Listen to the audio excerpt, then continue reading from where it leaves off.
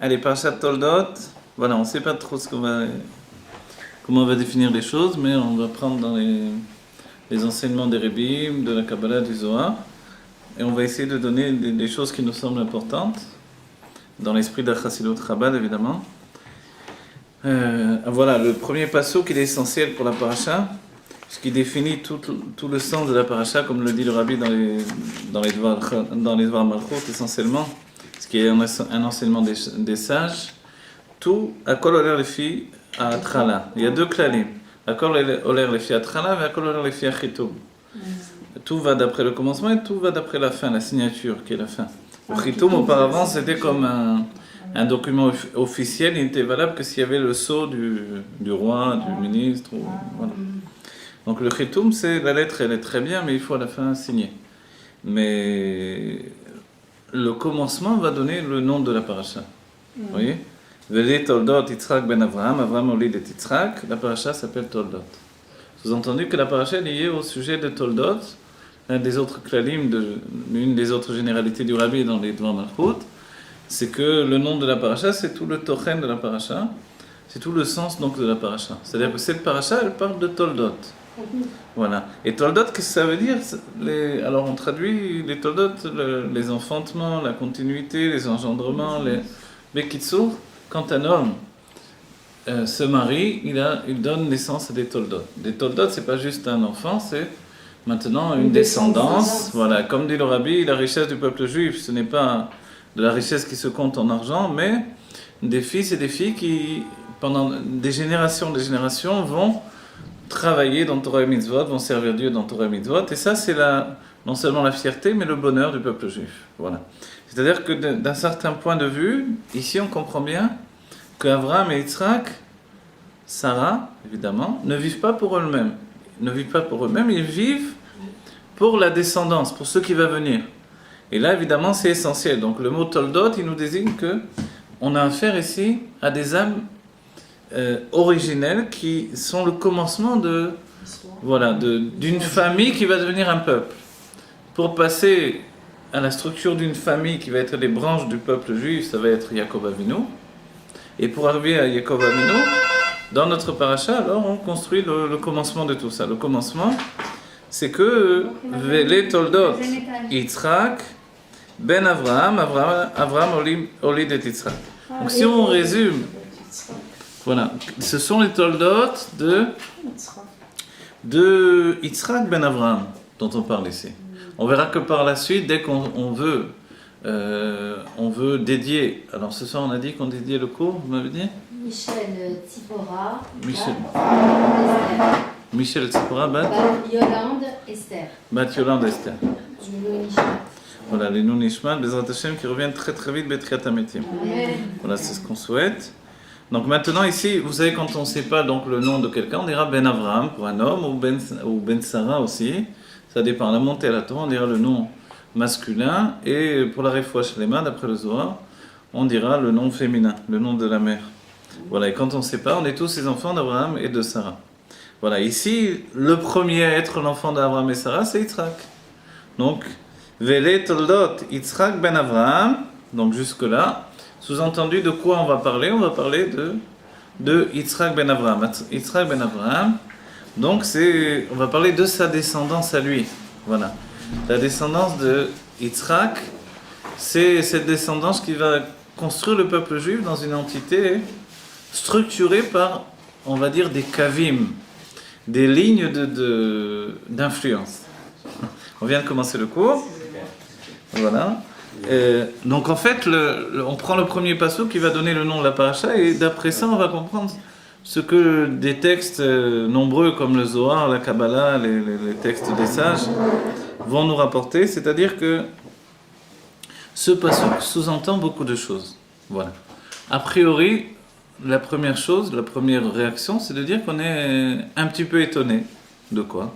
De voir qu'il est écrit Vele Toldot Yitzhak ben Avraham, Avraham Olid et Yitzhak. Voilà. Ce qui est étonnant, c'est la fin de ce premier passouk. On a dit Akol Oler Lefi Atchala, tout va d'après le commencement et tout va d'après la fin. Le passouk lui-même, il a un commencement et une fin. Le commencement du passouk, c'est Vele Toldot Yitzhak ben Avraham. D'accord, qu'est-ce qu'on attend? On attend d'entendre Quels sont Yaakov, Esav, et voilà, d'accord, s'il avait eu d'autres enfants, il y aurait eu d'autres enfants. Mais au lieu d'entendre ça, qu'est-ce qu'on lit? On dit Avram, Olid et Yitzhak. On va dire, alors, c'est pas le moment de rappeler qu'Avram, Olid et Yitzhak, puisqu'on annonce les toldot de Yitzhak ben Avram. D'autant plus, autre kushia, c'est de dire que, mais on vient d'annoncer qu'il s'appelle Yitzhak ben Avram. Donc forcément qu'Avram, Olid et Yitzhak. Qui plus est, on peut dire en plus, si on veut être médaillek, si on veut être précis, on dira Sarah Olid et Yitzhak. Et non pas Abraham Olid et Yitzhak. C'est Sarah qui a enfanté Yitzhak finalement. Alors qu'est-ce qu'on sous-entend? Pourquoi le texte il appuie sur ce point-là et nous dit finalement voici les descendances de Abraham. Voilà. Donc alors tout de suite ils sont annoncés. Voici les descendances de Yitzhak ben Abraham. Donc, on aurait dû voir les descendances. Tout de suite, on dit Avram Olid et Yitzhak. Sous-entendu que le début se rattache à la fin, qu'il y a une construction. Une construction voulue par la Torah. D'accord? Mais on comprend bien que ça aurait pas dû être comme ça. Donc, la question est posée, elle est soulignée, etc. Très bien. Une fois qu'on a posé, souligné, alors qu'est-ce que veut nous dire le texte? Si la paracha s'appelle Toldot, c'est qu'il y a une importance. C'est vrai que Maseret Betsa commence par le terme d'un Betsa, etc., un œuf, etc. Il y a d'autres parachiotes où le nom vient aussi des premiers mots de la paracha. Donc ici, le premier mot, on va dire, est-ce que c'est tombé au hasard? On sait bien depuis le temps maintenant que la Torah n'a pas de hasard et que le hasard n'existe pas dans ce qui s'appelle Ashgara Pratit. Donc la divine providence fait que tout est extrêmement précis. Donc en fait, il y a un chidouche. Quel est le premier chidouche? Vele toldot Yitzhak ben Avraham. C'est qu'au lieu de nous dire que les toldot de Yitzhak, on nous rapporte tout de suite au fait que Avraham Olid et Yitzhak. Le chidouche, c'est ça. C'est-à-dire que ce qu'il y a de personnel dans la situation de Yitzhak, dans ses descendants à lui, c'est que lui-même a été enfanté par Avraham. Et on a dit, mais comment, si on veut préciser, on aurait dû dire Sarah? Non, on n'a pas dit Sarah parce que. Et maintenant, on va rattacher la chose aux grandes lignes de compréhension.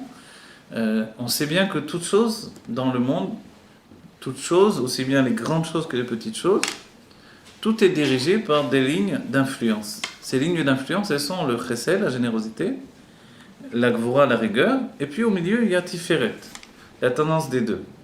Le travail que nous devons faire dans notre vie, c'est d'arriver à devenir, à être au final un être équilibré. Comment on devient un être équilibré? Dans la paracha précédente, on a vu le sujet d'Abraham et Sarah et le souci qu'avait Abraham d'enterrer Sarah dans la mer Atamerpela et comment finalement il a dû acheter la chose. Qu'est-ce qu'il y avait de tellement important, la mer Atamerpela? C'est l'entrée du Gan Eden. Et l'entrée du Gan Eden, finalement, elle est liée également à Abraham et Sarah. On dit que Abraham, quand il voit qu'un juif va rentrer, il risque d'aller dans le chemin du Guéhinom, il le dirige vers le Gan Eden. Et Sarah, quand elle voit une juive qui risque d'aller vers le Guéhinom, elle le dirige vers le Gan Eden. Et en fait, ils sont les gardiens, finalement, de ce tunnel. Tous ceux qui ont quitté le corps ont tous vu un tunnel, juifs ou non juifs, puisque les témoignages recueillis, ce sont les mêmes au point de départ, on va dire. Après, il y a des divergences, évidemment. Mais au point de départ, chacun a vu un tunnel. D'après les sages, on va dire d'après la tradition juive, le tunnel en question, c'est la Me'arat HaMarpela, donc je sais plus comment, le caveau de Marpela, comme ça on dit en français. Voilà. Quand on étudie dans la Pnimiut, on apprend que c'est le Me'ara, elle est kfoula, elle est double. Le cas d'être double, ça veut dire quoi? Ça veut dire que finalement, elle est comme un et dans un et. Pourquoi elle est double? Et pourquoi elle est liée à Sarah en particulier en premier lieu dans notre judaïsme? C'est-à-dire que s'il n'y avait pas eu Sarah, on n'aurait pas appris l'importance de la Me'arat HaMarpela. C'est Sarah qui, elle, va dévoiler à Abraham la Me'arat HaMarpela. Et comment ça s'est construit? Quand Abraham a reçu les anges, il a voulu leur donner un bon repas. Le bon repas consistait à leur donner justement de la langue de veau. Et il y a un veau qui s'est enfui et Abraham a couru derrière le veau. Tout ça s'est passé très très vite, mais quoi qu'il en soit, il a couru assez loin puisqu'il est arrivé à Hebron. Et quand il est arrivé à Hebron, le veau s'est retrouvé juste à l'endroit de la Me'arat HaMarpela. Et Abraham a vu que Adam Arishon était enterré dans cet endroit-là. Et il a vu que cet endroit-là était extrêmement kadosh, saint. et il a dit, voilà, moi je veux être enterré ici. Peu de temps après, malheureusement après la Kedat Yitzhak, malheureusement dans une vision humaine évidemment, ça a été la Istalkut de Sarah. Et à ce moment-là, il a voulu enterrer Sarah dans cet endroit, et finalement ça va devenir le Kavod des Avot. Voilà. Mais qu'est-ce qu'il a de particulier cet endroit? On va dire, il y a Adam qui a été replié dans cet endroit, et puis il y a Chava. Adam était beaucoup plus grand que Chava, si bien qu'il a dû être replié. En vérité, on ne sait pas ce qu'était la taille de Chava. Adam, il est dit que Dieu a dû le replier puisqu'il était extrêmement grand.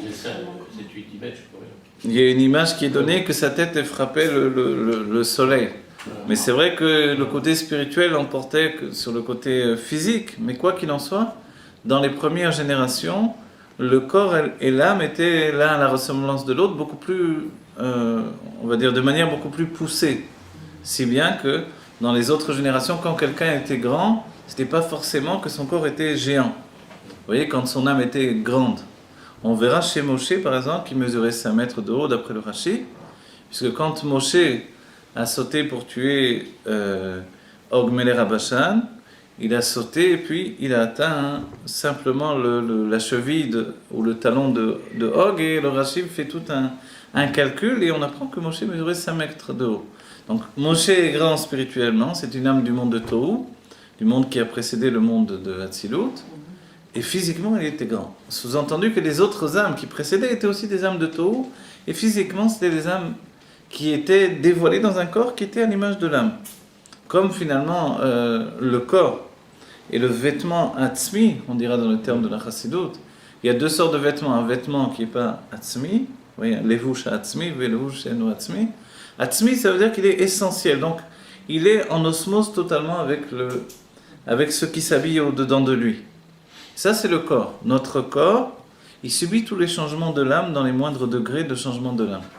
Donc en fait, on doit aller vers l'harmonie, et l'harmonie, pour résumer un peu tout ce que l'on a dit et revenir à la base de notre cours, c'est justement le fait d'atteindre la tendance de l'équilibre. Qu'est-ce que c'est l'équilibre? Au départ, quand on a une âme du côté gauche, forcément, on doit faire un travail du côté droit.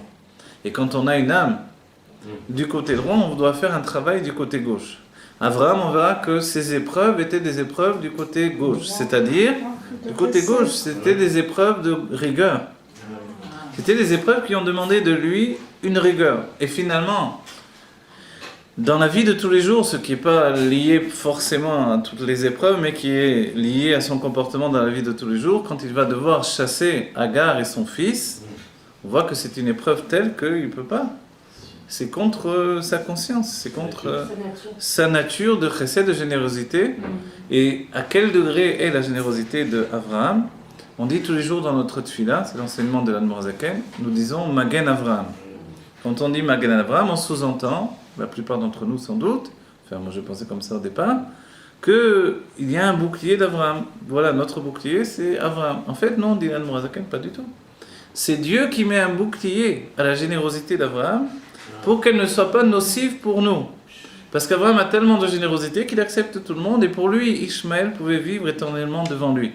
Donc, vu les problèmes qu'on a aujourd'hui avec la descendance d'Ishmaël, on comprend bien la problématique. Et si on doit arriver à un birour à la fin des temps, puisque le dernier exil, d'après les Rebbeim, c'est l'exil de Ishmaël, finalement, on comprend bien qu'il faut bien s'en sortir. Comment on s'en sort? Parce qu'il y a un bouclier à la générosité d'Abraham. Mais s'il n'y avait pas ce bouclier, c'était impossible. On serait éternellement lié au dessein de Ishmaël et son chesed, sa générosité de Klippa. La différence entre une générosité de Klippa et une générosité de Gdusha. La générosité, quand on le dit en français, je le dis en hébreu, c'est chesed. En français, on sous-entend quelqu'un est généreux, donc il est bon. C'est la nature de faire le bien. Mais dans le terme utilisé dans la Pnimiut Torah, dans la Kabbalah et la Chassidut, généreux, c'est-à-dire que tout est lié au fait de se répandre. Forcément, quelqu'un dévoile un bon cœur parce que finalement, il est lié au fait de se répandre. Se répandre, c'est prendre possession de l'espace, c'est-à-dire s'exprimer au maximum. C'est ça la générosité. La générosité, c'est le contraire du repliement sur soi-même. C'est le mouvement de don constant vers les autres, et d'expression et d'influence vers les autres. Donc c'est ça la générosité. Est-ce que c'est une bonne chose? Il est souligné justement, je l'écris dans le livre des prénoms que j'écris, que le nom Avraham, il est problématique par rapport à ça. C'est un très bon nom, mais il a un problème. Quel est son problème? Il est excessif. L'excès, c'est jamais une bonne chose. Cet excès-là fait finalement que il est mieux même de rajouter un autre prénom, Avraham, comme on verra l'Admor Zaken qui va rajouter Chaim Avraham, pour limiter l'excès de Avraham. Et en fait, donc on comprend bien que chez Avraham, dans sa nature de Chesed, uniquement si Avraham n'avait qu'une nature de Chesed, c'était problématique. C'est pour ça que Yitzhak, il est tout rigueur.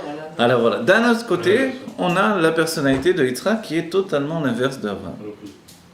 Yitzhak, lui, est tout entier lié à la rigueur à un tel point, quand on étudie le sujet de la Kedah, on apprend que Yitzhak n'avait pas de vie et que la Kedah c'était le moyen de lui donner une nouvelle vie. Il a ressuscité, il a reçu une âme masculine alors qu'il n'avait qu'une âme féminine. Donc ici on place déjà les choses, le masculin est tendance générosité, c'est-à-dire l'être masculin se répand, influence, s'exprime, l'être féminin reçoit l'influence, préserve cette influence et la gère au-dedans de sa personnalité. Est-ce que le monde vit uniquement dans cet état d'âme? Non, on verra qu'il y a des femmes qui ont une nature d'expression, il y a des hommes qui ont une nature de retrait au-dedans d'eux, par exemple. Yitzhak a une nature tout à fait féminine dans le fait de rester replié au-dedans de lui-même. On va dire, mais après la Kedah, il a dû changer tout de même. Quelque chose s'est passé en lui. Curieusement, après la Kedah, finalement, on ne connaît pas beaucoup le Yitzhak d'après la Kedah. On connaît beaucoup plus celui qui a précédé, celui qui était capable de se donner tout entier à Dieu dans un acte de chesed absolu, c'est-à-dire qui va contre sa nature. Si la rigueur c'est de recevoir, le fait de se donner sa vie, il n'y a pas plus grand don qu'on peut faire. On ne peut pas faire plus que donner sa vie finalement. Donc il était prêt à donner sa vie, il avait 37 ans, il aurait pu frapper son père et dire tu veux me tuer, tu es un assassin, je vais te tuer moi aussi. D'après la Torah, c'est légitime. La Torah permet de tuer quelqu'un qui veut me tuer, même si c'est mon père. Il n'y a pas de mitzvah de se faire tuer par son père. Mon père se lève pour me tuer, malheureusement, j'ai le droit de le tuer. Pourquoi il n'a pas tué en retour? Parce qu'il a compris le dessein de Dieu, il savait qu'Abraham était un tzaddik parfait, et qu'il était une merkava de Dieu, et que dans son empressement de faire la volonté de Dieu, il était prêt à tuer son fils. Quand il a compris tout ça, alors il s'est donné totalement. Et ce don de lui-même, c'est la générosité absolue. On va dire, mais pourtant, il était une âme de rigueur. Abraham, de son côté, pourtant, était une âme de générosité. On voit que chacun va travailler dans ce qui est propre à l'autre. Abraham va travailler dans le chesed? Non, il va travailler dans la gvoura. Yitzhak aurait pu travailler dans la gvoura? Non, il va travailler dans le chesed. Cet échange, finalement, fait que le travail est effectif. Ce que Dieu nous demande assez souvent, c'est de ne pas rester assis sur notre siège, de ne pas rester assis sur nos positions. Et là, voilà, changer et échanger nos qualités et être capable de se dépasser pour atteindre finalement une harmonie. En réalité, ce passouk ici, il nous enseigne tout ça. Vele toldot Yitzhak ben Avraham. Donc Yitzhak, il est le fils de Avraham. Étant donné qu'il est le fils de Avraham, alors, il est souligné justement le chidouche. C'est quoi le chidouche? La nouveauté même de l'état d'esprit, c'est que Avraham olid et Yitzhak, et non pas Sarah. Il aurait été naturel que Sarah enfante Yitzhak, c'est normal ça. Quel est le chidouche de nous dire qu'Avraham a enfanté Yitzhak? Le chidouche, l'idée même, c'est qu'un homme de chesed absolu a pu enfanter un enfant de rigueur absolue. Comment c'est possible? Quand on est nous-mêmes porteurs d'une qualité, en fait, quand on a un enfant, on veut lui donner le meilleur de ce que l'on possède. Et c'est toujours une idée, et c'est toujours un souci. Vous savez que Avraham n'a pas béni Yitzhak. Pourquoi? Il a eu peur qu'en bénissant Yitzhak, il allait bénir Esav. Donc en fait, Dieu est venu et a béni Yitzhak. Et finalement, Yitzhak lui-même, la bracha qu'ensuite Yitzhak va donner à Esav, mais que Yaakov va voler par l'intermédiaire de Rivka, c'est la plus grande bracha de la Torah. Vaïten lecha Elokim, par le nom de Elokim, par le biais de la rigueur. On dit que la rigueur, c'est vrai qu'elle est secrète, c'est vrai qu'elle est liée à elle-même, c'est vrai qu'elle est enfermée. Mais quand elle s'exprime, elle a la nature du feu. Et le feu, tant qu'il est un objet sur lequel s'attacher, il ne s'arrête jamais. Si bien que la bracha de Yitzhak est beaucoup plus grande que celle d'Abraham. Et en fait, dans ce sens et dans cet état d'esprit-là, on peut se demander qu'est-ce qu'a voulu Abraham par rapport à son enfant. En fait, il y a une parole des sages qui dit que Yafé Kora Ben Mikor Av. La force du fils est plus belle que la force du père. Qu'est-ce que ça veut dire? Ça veut dire qu'il y a toujours quelque chose de rajouter, un rajout dans la qualité chez l'enfant qui n'existait pas chez le père. Comment c'est possible? Tout simplement, le fils reçoit une part de l'âme du père, il la possède au-dedans de lui, mais il rajoute sa propre âme. Et ça, quand on travaille dans cet état d'esprit, on n'a pas envie juste parce que j'ai été docteur que mon fils doit être docteur, mais en fait, c'est les qualités humaines que l'on doit transmettre. C'est les qualités profondes de l'être. Qui est quoi? Comment est construit un être depuis la naissance? Alors en réalité, la sagesse vient du père, ce qui est la chokhma, et la réflexion, la bina, vient de la mère. Qu'est-ce que la sagesse? C'est l'intelligence pure et vive dans son état premier. Mais le développement de cette intelligence viendra de la mère. Donc quand un enfant est intelligent, c'est un cadeau qu'il a reçu de son père, c'est un transfert, et peu importe que le père soit paysan, ou tailleur de pierre, ou cuisinier, ça ne change pas beaucoup le fait qu'il puisse être très intelligent. Puisqu'on a vu que Rabbi Akiva, avant même de devenir l'un des plus, voilà, Rabbi Akiva, c'est-à-dire l'un des plus célèbres sages de tous les temps, mais pas juste ça, l'un des êtres les plus intelligents de tous les temps. C'est ça Rabbi Akiva. Rabbi Eliezer Agadol, qui avait lui-même une intelligence surhumaine, disait de Rabbi Akiva que son intelligence était grande comme les murailles de Jérusalem. Mais ce n'est pas une chose que la Torah lui a donnée, c'est une chose qu'il avait déjà à la naissance. Si bien qu'auparavant, avant même qu'il devienne Rabbi Akiva, les sages avaient remarqué la sagesse de cet homme-là. C'était un berger, un intendant de la maison de Turnus Rufus, et puis, non je dis des bêtises, de Kalba Sava, Turnus Rufus c'est l'autre qui va lui donner sa femme, on va dire. Alors en fin de compte, oui, mais voilà, de la maison de Rachel qui va devenir sa femme. Mais dans cette maison-là, vous savez le nom, bon on va pas s'attarder, je vais encore ouvrir une fenêtre, on se sent plus, on va en France aujourd'hui. On se transforme avec la Torah. Comment on se transforme? Alors voilà, regardez. Quand on se transforme avec la Torah, On se transforme. qu'on est né. Voilà, on se transforme. Mais l'état d'esprit de ce que l'on veut comprendre de la paracha, c'est qu'on ne devient jamais que soi-même. On a un point de départ. On a une matrice. On a une construction. Une donnée. Voilà, une donnée de base. Potentiel de base. Un potentiel. Un état d'existence primaire, originel. Vous voyez, je rajoute des tas de mots pour dire que ce point de départ, personne ne peut le faire. Les rabbis me rapportent que si un élève est stupide, le maître ne peut pas le transformer en un élève intelligent. On ne peut pas faire ça. Ça n'existe pas. Alors, il se peut qu'un élève intelligent paraisse stupide, c'est une autre chose. C'est ça, c'est qu'il a un potentiel. Parce que il n'exprime pas son intelligence. Il y avait des cas dans la Gemara qui sont rapportés où il y avait un homme qui était muet, finalement, une bracha lui a été donnée, et puis il s'est dévoilé qu'il était un grand sage en finalité. Mais certaines personnes, quand ils se taisent, on peut penser qu'ils sont intelligents, et quand ils parlent, on découvre que ce sont des imbéciles. Donc en fait, il a au moins eu l'intelligence de se taire. Et ça, c'est une intelligence aussi. Mais on va dire, est-ce que c'est tellement fermé qu'il est impossible d'évoluer? En réalité, d'après la structure de ce que l'on comprend ici, c'est que ce que l'on est, c'est ce que l'on va devenir. Si j'ai effectivement, comme on dira, du mythe, j'ai une essence quelconque, je vais rajouter quelque chose pour le diluer, cette essence va se diluer. Mais je ne peux pas rajouter la base. La base, on ne peut pas l'inventer. Et cette base, elle provient du père et de la mère.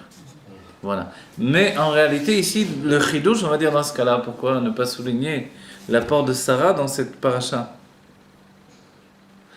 On va dire, c'est vrai que Sarah a une paracha tout entière à son nom, alors qu'il n'y a pas eu une paracha au nom d'Abraham. Il n'y a pas de paracha qui s'appelle Abraham.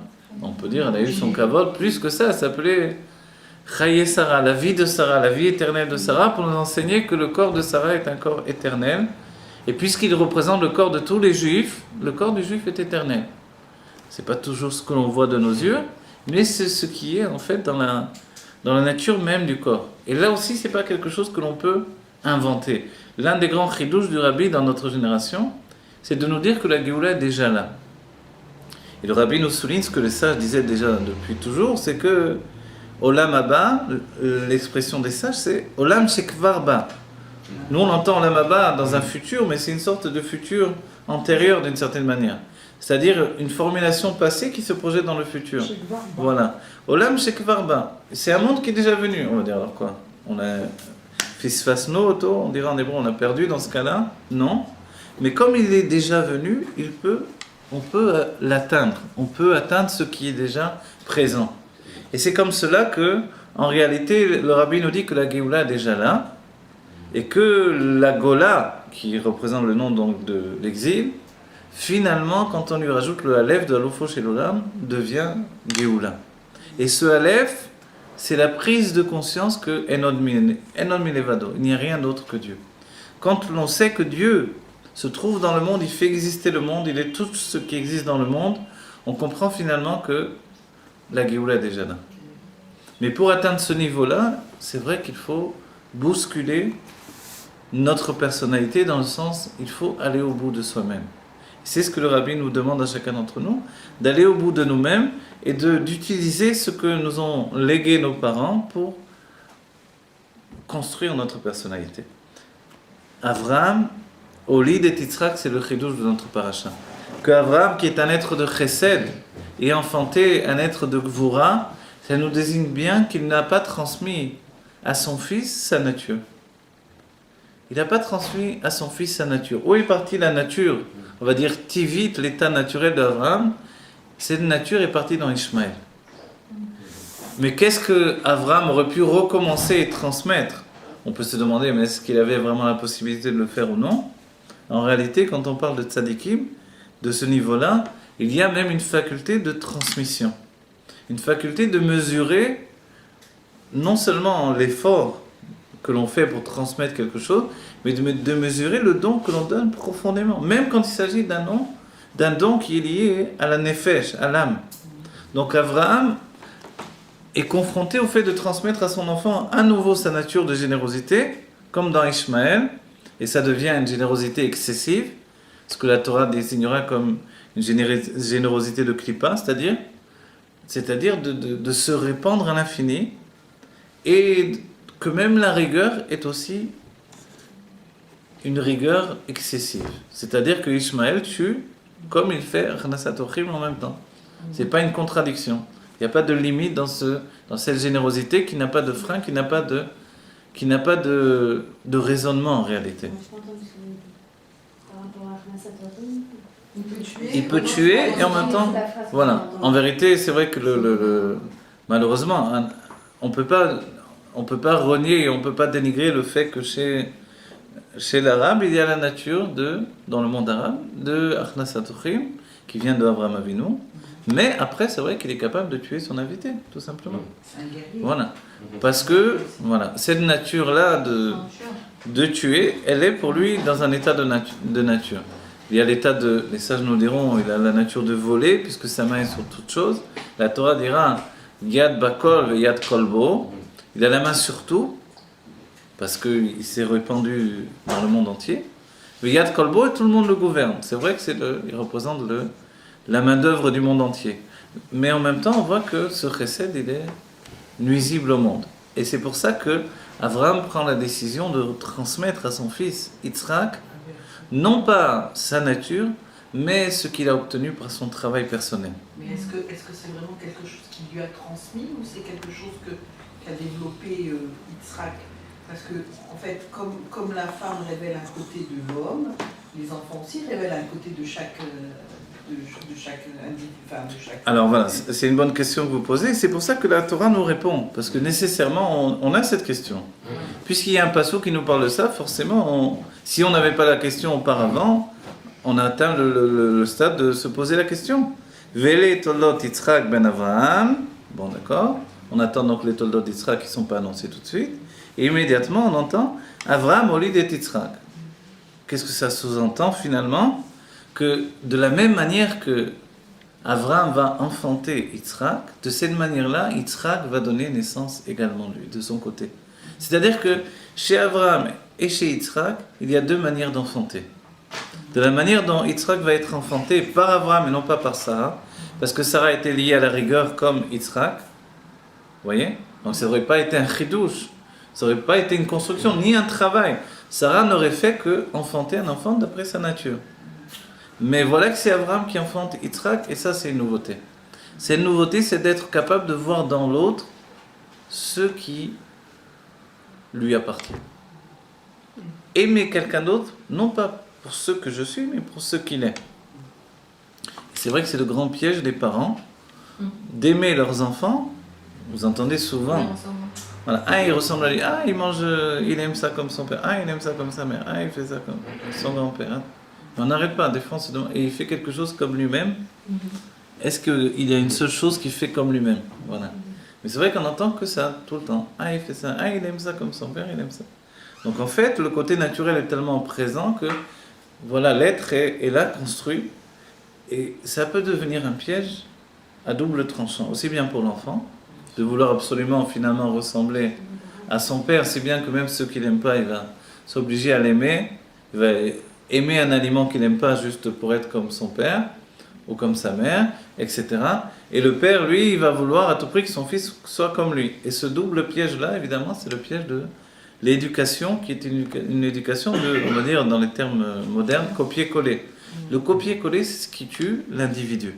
Or, l'individu, c'est ce qui peut apporter la Géoula aujourd'hui.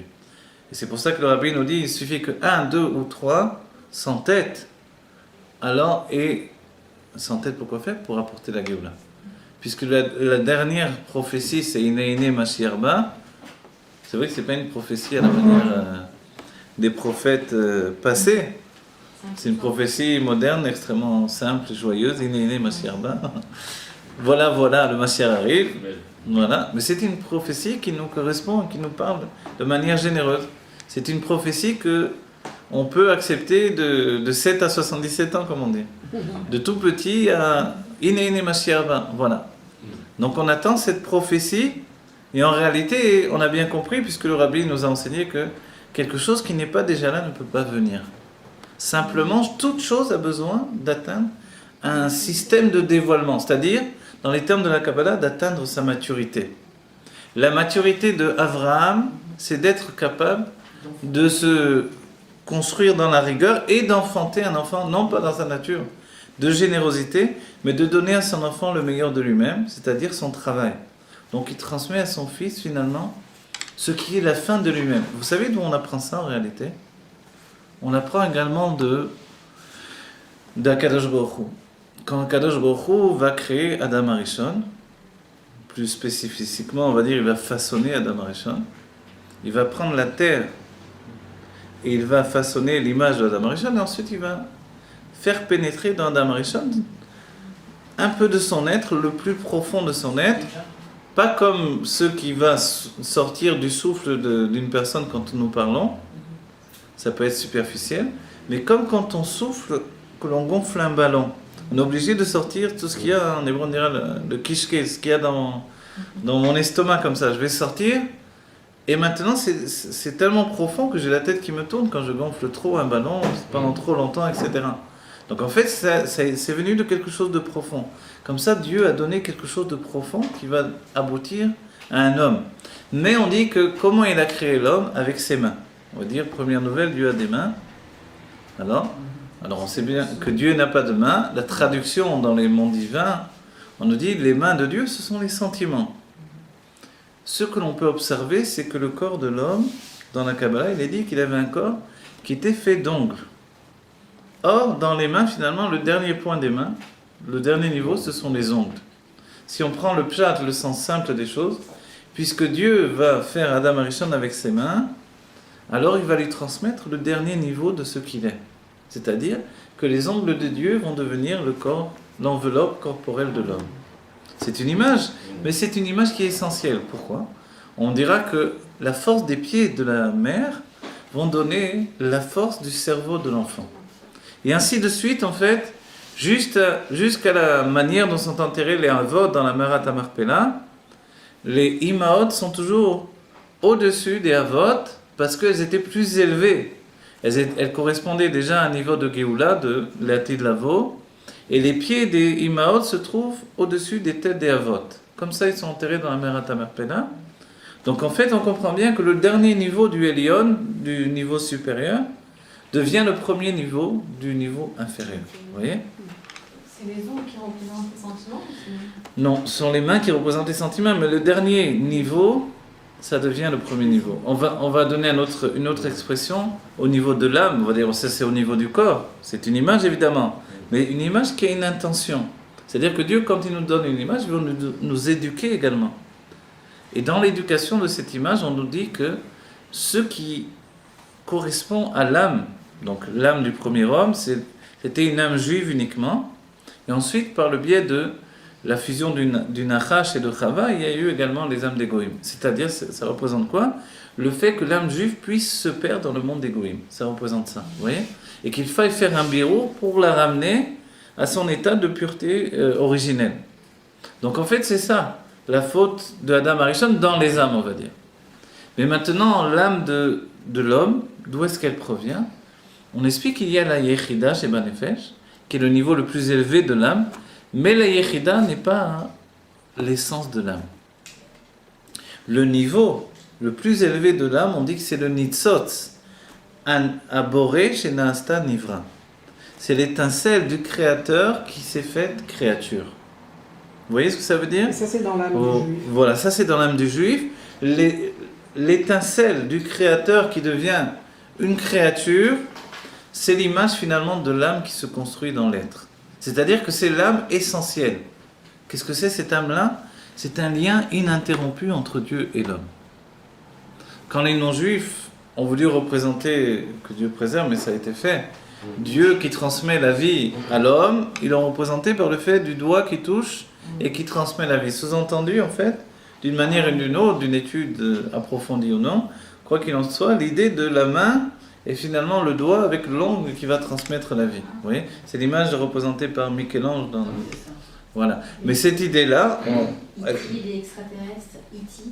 Ah, d'accord, si vous voulez. Alors, on a une clipa en moins, c'est Dieu qui l'a fait exprès. On a, pardon ? Une clipa en moins. Une clipa en moins. Et c'est quoi ? C'est fait exprès. C'est quoi une clipa en moins, On non ? dit pas en nous. Ah, en nous ? En moins. Ah, en moi, en moi. En En vous. moins. D'accord. Oui, donc, est-ce que ça veut dire quelque chose? Non, alors regardez, aujourd'hui, les ongles, c'est ce qui nous reste de Adam Arishon. Oui, La oui. peau, elle nous vient du serpent. Vous voyez ? Ah. La peau, elle nous vient du serpent et Dieu nous a laissé juste un souvenir de la peau que l'on avait auparavant. Parce qu'il Vous voyez ? était tout étincelant. Voilà, il était un être de lumière. En fait, si les mains c'est les sentiments, Alors, c'est quoi? Alors aujourd'hui, comment on peut C'est savoir ? massé des sentiments. Non, voilà, on va chercher. Comment on peut savoir ? Qu'est-ce que c'est l'ongle aujourd'hui ? L'ongle, on peut s'apercevoir, comme les cheveux, quand on le coupe, on n'a pas mal. On n'a pas de douleur. Pourquoi on n'a pas de douleur ? L'explication dans le Zohar, dans les textes de Pnimius, c'est que il y a très peu de vitalité de l'âme dans l'ongle, donc on peut très bien le couper sans avoir mal. Quand on dit qu'Adam Arishon est tout entier un corps fait d'ongles, c'est-à-dire qu'il n'était presque pas dans son corps. Il y avait très peu de sa vitalité de l'âme dans son corps, il était tout entier dans les mondes divins. Sa tête se trouvait dans le monde de Bria, son corps dans le monde de Yetzira et ses pieds dans le monde de Asiya. Vous voyez ? Donc c'était ça son identité. Quand il obtient un corps comme le nôtre, même s'il était beaucoup plus merveilleux dans la vision, mais quand même ce corps-là c'est une chute terrible. C'est un corps de ressentiment humain. Vous voyez ? Et ça, ce corps de ressentiment humain, il représente le plaisir matériel, qui est la faute elle-même, vous voyez ? Donc dans ce cas-là, les ongles ne sont plus qu'une partie infime de la personnalité. Et cette partie infime-là, effectivement, on peut la couper sans en ressentir de douleur. Mais auparavant, le corps lui-même ne ressentait aucune douleur. Mais on devait faire dire la bactartonine, donc c'est pour ça.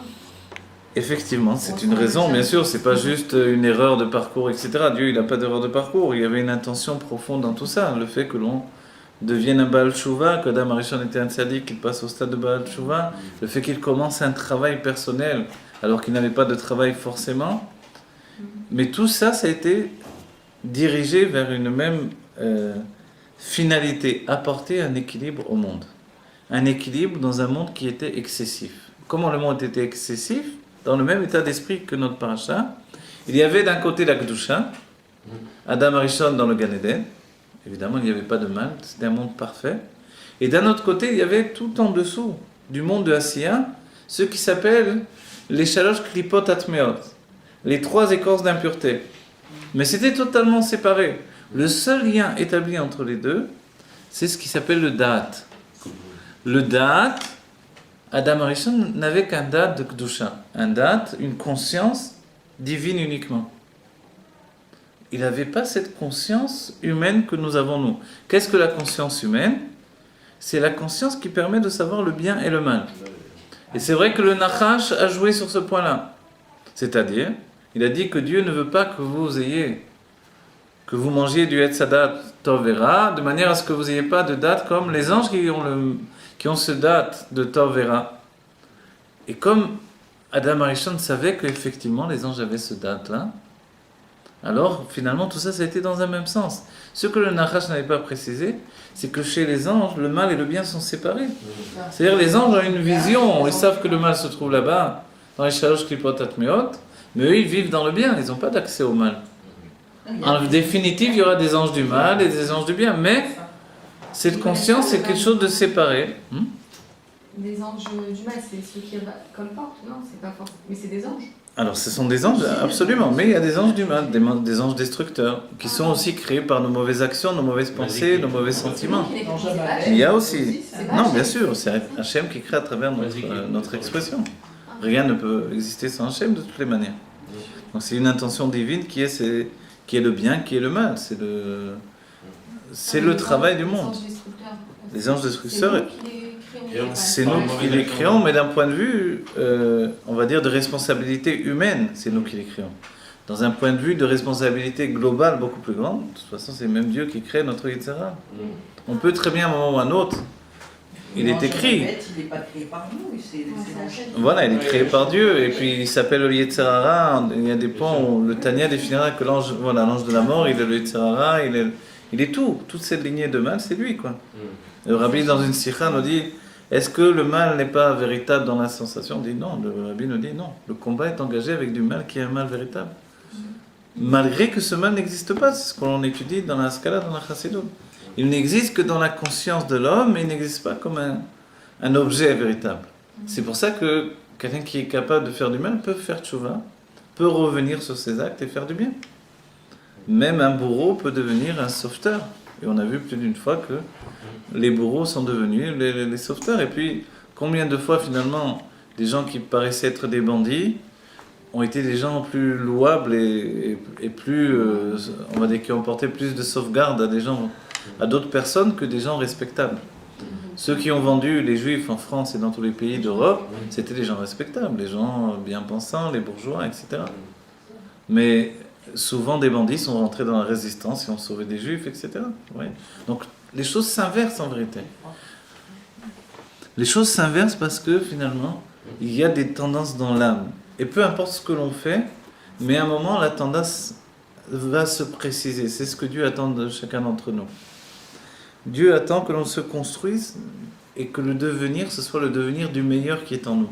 Et pour ça, il va mettre en place dans notre vie des choix qui vont donner des lignes de perspective différentes. À chaque fois que je vais me retrouver devant un choix, j'ai devant moi plusieurs lignes de perspective. C'est vrai que Dieu, au bout du compte, il sait très bien quelle ligne je vais prendre, mais il me donne le libre arbitre. Et ce libre arbitre fait que je suis pas juste un figurant, je suis un acteur de ma vie. J'ai toujours le libre arbitre de prendre une nouvelle direction. Et c'est vrai que le piège, c'est de rester figé dans l'image que j'ai projetée à l'extérieur et que les autres ont de moi-même. Et dès que je suis figé, c'est terminé. J'ai arrêté d'évoluer, donc je commençais à régresser. Abraham était figé dans l'idée d'un être de bien qui sauvait les enfants du monde, qui était offert en sacrifice aux idoles. Tout à coup, Dieu lui dit, tu vas prendre ton propre enfant, tu vas l'offrir en sacrifice. Et dès ce moment-là, Abraham doit sortir de la tmouna de l'être bon par excellence. Il doit être capable de renoncer à l'image qu'il a de lui-même. Il y a beaucoup plus tard, il y a un midrash qui nous dit sur celui qui a sauté dans la mer le premier. Vous vous rappelez celui qui a sauté? Narshon ben Aminadav. À l'époque de Korah, on dit que Korah a entraîné Narshon avec lui. Il a entraîné pas mal du peuple juif avec lui. Il avait sauté dans l'eau, il a sauté dans le Guénom finalement que Dieu posait. Pourquoi il a pu l'entraîner? Alors il y a un midrash qui nous dit qu'il a attrapé sur le fait. Il lui a dit, est-ce que tu veux que je dise, je dévoile à tout le monde, que tu as sauté dans l'eau parce que tu t'es attaché au cercueil de Yosef Hatzadik, et qu'un cercueil forcément il est en bois et que forcément il va flotter. Donc ton Messirut Nefesh, c'était pas un Messirut Nefesh, je vais juste raconter ça à tout le monde. C'était vrai. Et en vérité, il avait fait un vrai Messirut Nefesh. Mais maintenant venait le moment dans sa vie où il devait faire Messirut Nefesh sur son Messirut Nefesh. C'est-à-dire il devait être prêt à laisser penser au monde entier qu'il n'avait pas fait vraiment Messirut Nefesh. Il n'a pas été frais, il n'a pas pu dans son âme être capable de se recommencer. Alors qu'Abraham a fait ce travail-là. De renoncer à sa réputation et de supporter quand le monde lui doit dire « Ah, il nous a laissé penser pendant des années qu'il a fait Messirut Nefesh en fait. C'est un gros menteur, c'est un mensonge, c'est un escroc, il nous a trompés. C'est pas le héros du peuple juif, c'est un homme qui savait qu'il allait flotter, c'est tout. Qu'est-ce qu'il nous racontait? Vous voyez? Être capable de tout à coup changer devant l'image que l'on a devant tout le monde, tout à coup on pense qu'on est le tzaddik de la génération, on est la référence, et être capable de tout bousculer, parce qu'on ne veut pas rester figé dans l'image que les autres ont de moi-même. Et cette image, c'est moi qui l'ai projetée. C'est-à-dire qu'à un certain moment, j'ai le piège que l'image elle-même va devenir mon tuteur, elle va devenir mon influence, et je ne vais être qu'une copie, une pâle copie de mon image. Et c'est là où on s'enferme dans un monde, les rabbins diront, un olam de dimion, un monde imaginaire. Je suis enfermé dans l'image que j'ai de moi-même. Évidemment, j'ai toujours peur de faire le plus petit geste, de peur qu'on découvre que je ne corresponds pas exactement à cette image. C'est le poison de la tchouva en fait. C'est effectivement le poison de la tchouva, le poison que l'Admor Hazaken a prévu dès le départ, puisqu'il nous dit, il nous cite les paroles des sages, et il commence le Tanya avec ça. Mashbi'im Oto, on lui fait jurer, donc c'est chacun d'entre nous dans le ventre de notre mère. Tei tzadik vel tei racha. Déjà c'est une problématique, est-ce qu'on peut être un tzadik et ne pas être un racha? Mais ensuite, ve'afalpi shekol haolam kulo moim lecha tzadik ata, yeh be'enecha keracha. Voilà. C'est-à-dire que même si le monde entier pense que je suis un tzaddik, je dois être à mes propres yeux comme un rachat. Le diouk en définitif de la compréhension du Tanya, c'est comme un rachat mais pas un rachat. C'est-à-dire d'être comme un Benoni. Quelqu'un qui est toujours en lutte contre le mal qui veut s'établir en lui et qui ne se repose jamais et qui fait que le mal peut être endormi à un certain moment, mais qui est jamais véritablement un rachat. C'est-à-dire notre but c'est de jamais être véritablement un rachat. On ne le fait pas volontairement. On chute, mais on ne voulait pas chuter. Alors on se reprend et on se remet sur pied. Et il est dit que le Benoni, moi je me rappelle, quand j'avais étudié ce sujet du Benoni la première fois, je me suis dit, mais puisqu'il écrit, qui est-ce le Benoni? C'est un homme qui, chez l'eau, Chata Beyamav. Il a jamais fauté de sa vie. Je me suis dit, c'est vrai qu'on pense que c'était un tzaddik, mais je me suis dit, mais alors je ne pourrais jamais être un Benoni dans ce cas-là. Voilà, s'il n'a jamais fauté de sa vie. Et le rabbi pose cette question, vous voyez, le rabbi de nos générations. Les petites questions qu'on a nous, il est dans nos têtes. Le rabbi, j'ai vu d'un coup écrit que le rabbi nous dit, alors comment ça se fait, on ne pourra jamais être Benoni dans ce cas? Le rabbi répond, une fois qu'il est devenu Benoni, c'est comme s'il n'a jamais fauté dans sa vie. Et c'est ça le peuple juif.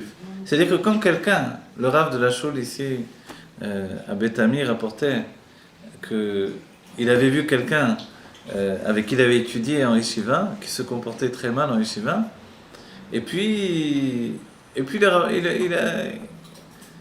pour s'amuser, il a rappelé les bêtises qu'il faisait. L'autre s'est dit, pas du tout, c'est pas moi. Il était très sérieux, et il s'est dit, mais ce fils de moi, quoi, pourquoi il me dit ça?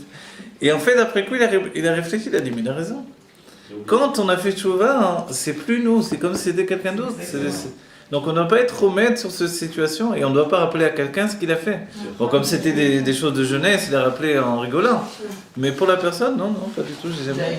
D'ailleurs, c'est pour ça aussi, par exemple, pour les convertis, c'est pour ça aussi qu'il ne faut pas leur dire, leur rappeler qu'ils étaient convertis ou des choses comme ça. C'est leur passé. Une fois qu'il s'est converti, c'est converti. Voilà, c'est terminé, on tourne la page. Et ici, regardez, ici ce qui est important, c'est qu'une fois qu'on arrive à la construction de Yitzhak, d'un certain point de vue, on n'est pas obligé de lui rappeler que tu es une âme de rigueur, mais tu as été enfanté par le chesed. Pourquoi la Torah le rapporte ici?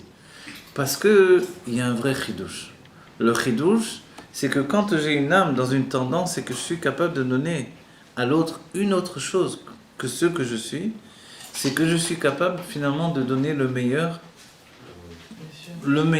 pour l'autre. Et c'est quoi le meilleur? C'est d'aimer quelqu'un suffisamment pour apprécier ce qu'il est réellement. Et non pas de vouloir qu'il soit absolument comme moi.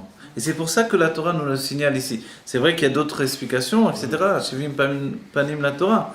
Mais l'une on va dire, des explications qui se relient à tous les mouvements de l'âme à partir du Sod, de la Kabbalah, de la Chassidut, c'est que justement, quand il y a eu, depuis les mondes divins, cet affluent qui, dans un premier lieu, était le Chesed, on aurait pu penser que le chesed aurait continué à l'infini. Et puis tout à coup, on voit que va commencer l'influence du côté de rigueur. On n'attendait pas de Yoshua qui soit comme Moshe. Yoshua devait être comme Yoshua. On dit que Moshe, sa face était comme la face du soleil, et Yoshua, sa face était comme la face de la lune. On va dire, mais comment ça se fait? Comment Moshe a pu laisser la place à quelqu'un qui est totalement autre chose que lui-même? En fait, c'est tout l'enseignement. Et pour nous, c'est essentiel. Dès que je vois que je deviens une copie conforme de mon maître, c'est que j'ai un problème. Ou que mon maître lui-même a un problème. Vous voyez? Si je me suis attaché à un rave et que je suis en train d'imiter, de mimer ce rave et de recommencer son comportement à un tel degré que je deviens une caricature ou une copier-coller de ce rave, évidemment, pas seulement moi j'ai un problème, mais lui aussi il a un problème. Parce que lui, il n'a pas créé dans l'élève finalement, voilà, il n'a pas désigné dans l'élève les qualités qui le caractérisent. Les qualités qui caractérisent un élève ou un fils, c'est ce qui lui appartient. Et pour ça, il faut revenir en arrière, enfin en avant par rapport à notre paracha, mais il est dit qu'il y a des enseignements sur le fait que quand Eliyahu Hanavi est parti au ciel dans un char de feu, juste avant, il a dit à son élève Elisha, il a dit, qu'est-ce que tu veux que je te donne? Et Elisha lui a dit, Pa'amaim limcha, 2 fois de toi je veux. Ça veut dire quoi? Le Zohar dit 2 fois ce que tu es. Et c'est vrai que le Zohar s'étonne et dit que, comment on peut donner 2 fois ce que l'on est? Je peux donner ce que je suis, mais pas 2 fois ce que je suis. Et l'enseignement, c'est que, d'abord c'est vrai, au moment de l'Aïstalkou d'un tzaddik, il donne 2 fois ce qu'il est, parce qu'en réalité, le retrait, ce que nous on entend comme le retrait de l'âme d'un tzaddik, c'est en fait que son âme se répand. Donc elle se répand dans les mondes divins et se répand ici-bas en même temps. Donc c'est 2 situations que l'on peut transmettre à son élève. C'est ce que le Tanya nous dit, c'est que l'on reçoit, on continue à recevoir en fait des tzaddikim même quand ils ont quitté le monde a priori. Voilà. Et même plus quand on s'est attaché à eux, puisque un talmid après Arbaïm Shana, il va atteindre jusqu'au date de son maître qu'il n'avait pas reçu auparavant. Mais il y a encore une explication. Comment on peut donner 2 fois ce que l'on est? En fait, quand l'on donne à l'autre ce que l'on possède déjà, et qu'en plus de ça, on donne à l'autre de comprendre qu'il a des qualités que moi je ne possède pas, et c'est le travail d'un maître qui plus c'est d'un éducateur, de faire découvrir à celui qui est donc construit par mes enseignements, ma direction, de lui faire découvrir qu'il a quelque chose de merveilleux que moi-même je ne possède pas. Ça c'est le véritable amour. Et ça c'est la véritable Ahavat Israël finalement. C'est de découvrir en l'autre des qualités que je n'ai pas et de lui transmettre ce don-là. C'est-à-dire, ce que j'ai, bien sûr, je te le donne. Je suis là pour te transmettre ma connaissance, me transmettre tout ce que j'ai, mais je dois aussi te révéler ta nature à toi. C'est ce qu'a fait Eliyahu avec Elisha. Allez-y, je vous en prie. Parce que moi, j'ai entendu un cours, et c'est pas la première année, que le serviteur est le maître. C'est-à-dire, il n'a pas d'existence, il est complètement annulé. il devient le maître. Alors, où est... vous voyez Oui. ce que je veux dire? Oui, oui, oui. Alors ça déjà, ça m'a toujours étonnée, parce que justement, c'est comme ça que je pensais, moi, que chacun doit garder son autonomie. Mais dans la chiroute, on entend ça. Oui, je sais. Alors ça contredit un petit peu ce, oui. ce que vous dites. Oui, mais je sais. Mais c'est pas grave. Je veux dire, c'est pas grave dans le fait qu'il y a des contradictions qui sont obligatoires dans le Torah. C'est des niveaux différents. Je vais vous expliquer. D'abord, c'est vrai que on dit Ma shekana a eved kana rabo. Quand un eved, un serviteur, il est parti au chouk, il a acheté quelque chose, ça appartient au maître. C'est-à-dire, même si le maître n'avait pas dans son dard d'acheter ça, que le serviteur de lui-même, il est parti, il a vu par exemple, une belle pièce de viande, de beaux fruits, et le maître, il n'a pas dit, va voir s'il y a une bonne pièce. De lui-même, il a pris de sa propre décision. Il a acheté, c'est le maître qui l'a acheté. Vous voyez? Donc en fait, il y a cette fusion. Et dans le chalaire, le méchalaire, effectivement, il y a une fusion. Mais ça ne veut pas dire que cette fusion, elle dénigre l'apport de celui qui va transmettre la chose. Je vais donner une autre explication maintenant à partir de là. Le Rabbi Rachab dans le Tafresh Elbet, il nous dit que à partir du cerveau, où se trouve l'essentiel de l'âme, se répandent toutes les forces de l'âme. Si bien que la force de la gestuelle vient également du cerveau. Mais en fait, ce n'est pas la force de l'intelligence, qui elle réside dans le cerveau. Mais ça va partir du cerveau qui va venir maintenant s'habiller dans la main pour me permettre d'écrire, etc. Mais la force du cerveau, la force de l'intelligence, est obligée d'utiliser la main pour ce qu'elle est. C'est-à-dire que si je veux dénaturer la main, et que je veux faire une main intelligente, en lui enlevant sa faculté de gestuelle, j'ai tué la main. De la même manière, si je veux prendre une personne, une personnalité, et que je veux l'utiliser selon le degré de mon intelligence, en détruisant sa nature à lui, je l'ai tué. Spirituellement autant que matériellement. Mais on va dit tout le temps, quand la crâne, des fois, Ouais. chacun selon son niveau. Bien sûr, et également le Rabbi dira aussi au Phénamit Kabel. Et il veut qu'on prenne des initiatives, surtout le monde, je pense. Bien sûr. Le Rabbi Reyes va rapporter. Ouais. Eliezer dans la paracha. Oui, je sais, le Eliezer dans la paracha, ce que l'on apprend, c'est à l'image de ce que l'on a dit. Quand Eliezer, maintenant, c'est le chaliar est comme le méchaliar. Mais, n'oubliez pas que Abraham a dit à Eliezer qu'il voulait se marier avec... Mais Eliezer, qu'est-ce qu'il voulait? Il voulait marier sa fille avec Yitzhak. Et Abraham lui a dit non, un maudit, fils de maudit, ne peut pas épouser, ne peut pas donner sa fille maintenant. Donc sa fille était maudite, fils de maudit, lui qui est maudit. Oui. Alors elle ne peut pas se marier avec un béni, fils de béni.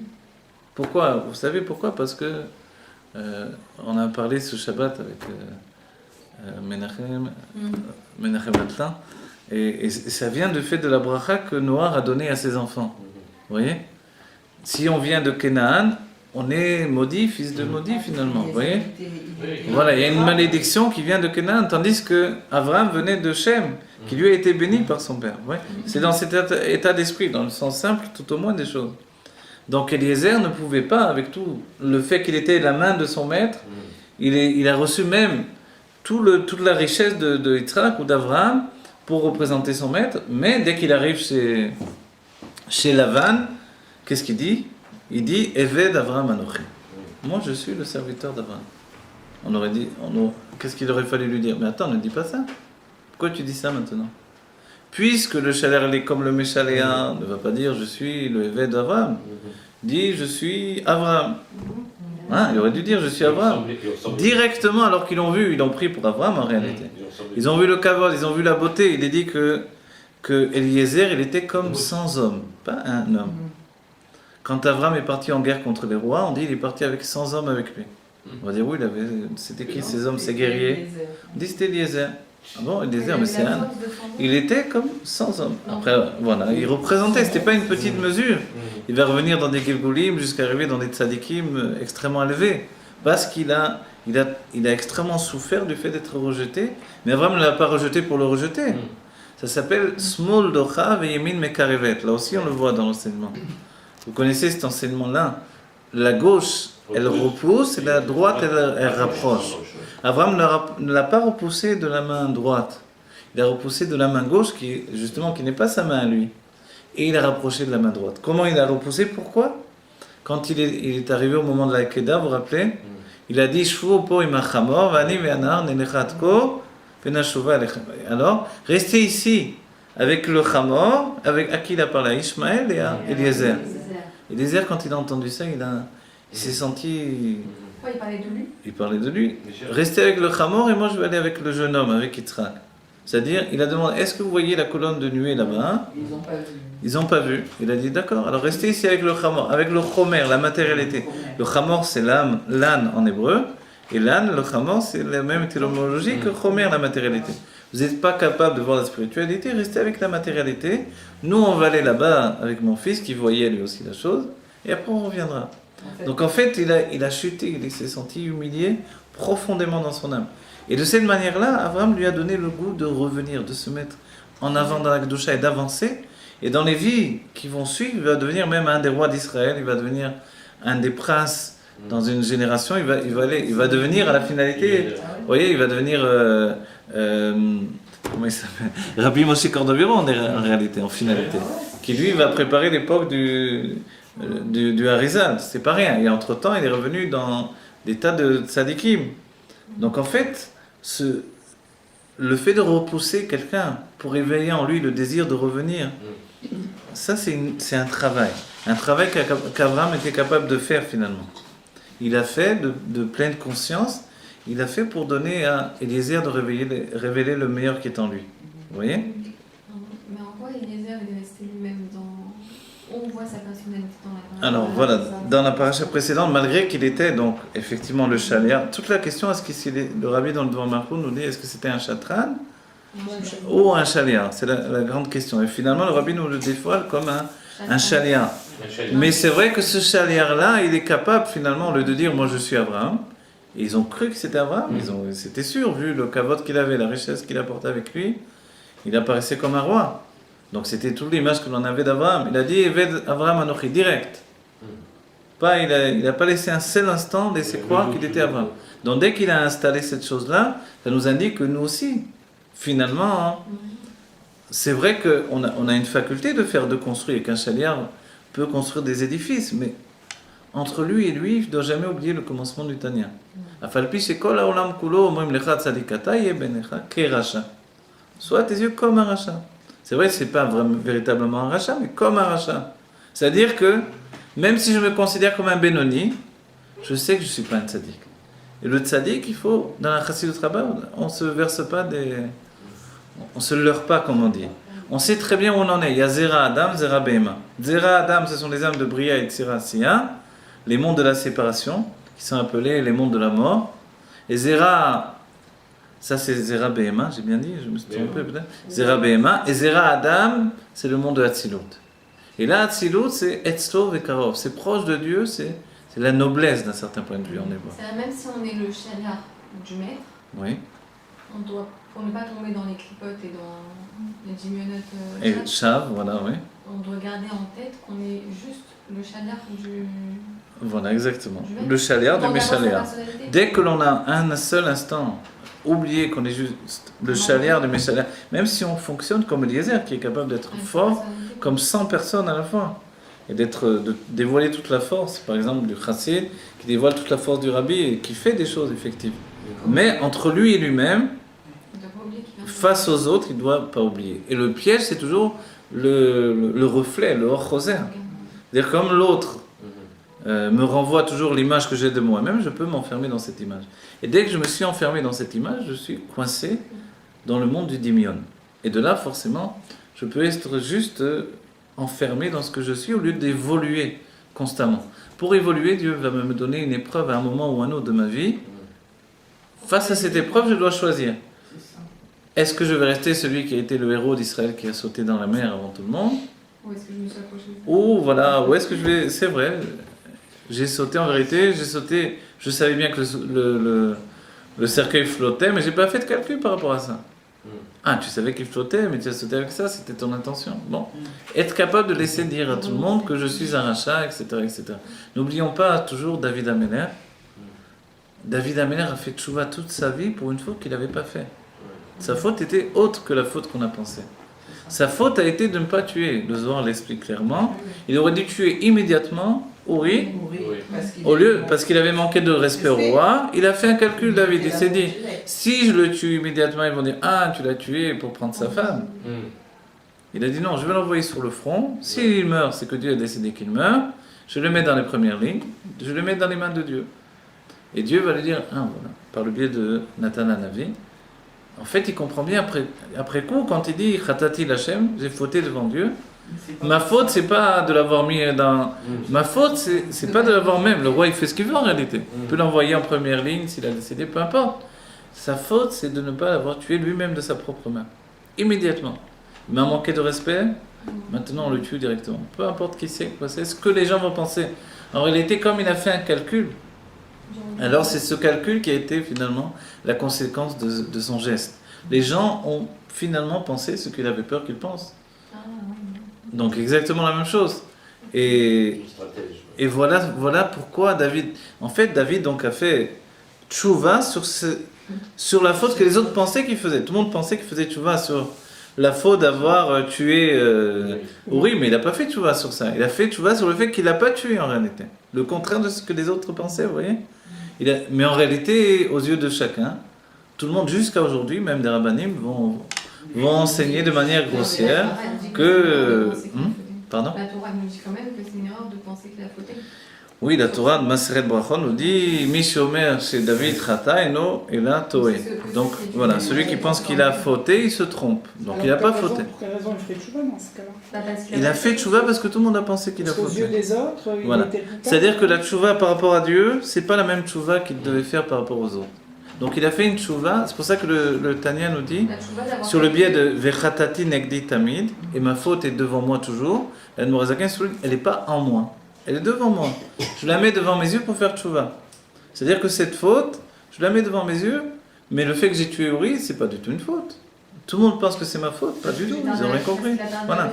Ils ont pensé, j'ai tué son mari pour prendre sa femme, mais c'est pas du tout ça, je voulais pas qu'ils pensent ça. Ma faute à moi, c'est de ne pas l'avoir tué, au contraire. Donc tout était inversé, vous voyez. C'est un Zohar magnifique là-bas. En fin de compte, on voit la discussion même il est extrêmement psychologique ce passage du Zohar. On voit comment David Ameller même parle avec Dieu et qu'il rigole avec Dieu en fin de compte. Et c'est très beau en vérité. Est-ce que tous les juifs reçoivent du tzaddik, même les non-religieux ou... Oui, bien sûr, tous les juifs reçoivent du tzaddik, même les non-religieux, simplement on reçoit Et tous. est-ce que ça les réveille? Ça les réveille à un moment ou à un autre. Vous savez, quand on dit que Abraham et Sarah ont fait des guérim, qu'est-ce que ça veut dire ? Ça veut dire quoi faire des guérim ? En fait, l'explication, c'est qu'ils se sont unis, Abraham et Sarah. C'est pas juste qu'ils ont été voir des gens, etc. Ils se sont unis, et dans leur union, finalement, chaque union donne une naissance. Cette naissance est une expression. Par leur union, finalement, qui est l'union de Chesed et Gvura, la rigueur, la générosité, tout le sujet de notre paracha, justement, le commencement, c'est que par leur union, ils ont mis en éveil la crainte et l'amour de Dieu qu'il y avait dans des hommes. Vous voyez ? Il y avait des hommes qui avaient en eux une âme juive et qu'ils ne le savaient pas. Finalement, comment on passe d'un non-juif qui a une âme juive en lui à l'état de guerre ? Le guerre, c'est celui qui est en éveil de son judaïsme. C'est pour ça qu'il se sent étranger chez les non-juifs. Comment ça se fait qu'il se sent étranger chez les non-juifs ? A priori, il est né là-bas, tout va bien, non ? Mais parce que son âme juive ne lui laisse pas de repos. Elle occasionne chez lui que, grâce à Abraham et Sarah, ils ont réussi à éveiller chez lui l'amour et la crainte de Dieu. Tout à coup, ça ne le laisse pas de tranquillité. C'est ça leur union et le fait de faire des guérim, c'est ça ce fait-là. Abraham, il éveille l'amour de Dieu chez quelqu'un qui ne sait pas qu'il est juif. Et quelquefois, c'est des histoires extraordinaires. Et Sarah, elle éveille la crainte de Dieu chez quelqu'un qui ne sait pas qu'il est juif. Et ça, il se demande, mais pourquoi j'aurais à craindre Dieu, puisque, a priori, je ne suis pas juif, etc. Et là, en fait, il comprend que le meilleur moyen de réaliser cet amour et cette crainte de Dieu, c'est d'aller vers le judaïsme. Et Dieu va occasionner que son chemin va le ramener vers lui-même. Là aussi, les sages ont dit, un chien ne peut pas devenir un homme, on ne devient que ce que l'on est. On ne peut pas implanter, on ne peut pas faire une grève d'une âme juive dans un homme et penser que ça va prendre. Non, ou il a une âme juive ou il n'a pas d'âme juive. S'il a une âme juive, elle va se développer, elle va s'exprimer. Exactement ce que l'on a dit au début du cours. Donc finalement, la qualité de chacun d'entre nous, c'est également dans la Havat Israël, dans l'amour du peuple juif, d'éveiller dans l'autre ses qualités personnelles. Et de ne pas avoir peur de dire, tu sais, tu as des qualités que je n'ai pas moi. Et ces qualités, elles te rendent, toi, un être particulier, merveilleux. De façon unique, tu es quelque chose de merveilleux. Et c'est ça où l'individu, finalement, c'est ce point-là qui fait que l'individu a été choisi par Dieu. Parce qu'on peut se dire, quelle était la nécessité de quitter l'âme générale de Adam Arishon? Il y a bien une nécessité là-dedans. En fait, c'est la nécessité de dévoiler l'individu. Et regardez, la Géoula arrive à une époque où toutes les grandes, on va dire, les grands drapeaux humains sont terminés. Il n'y a plus de communisme, il n'y a même plus de sionisme, il n'y a plus de grands idéaux humains. C'est terminé. Qu'est-ce qui prime? C'est les individus.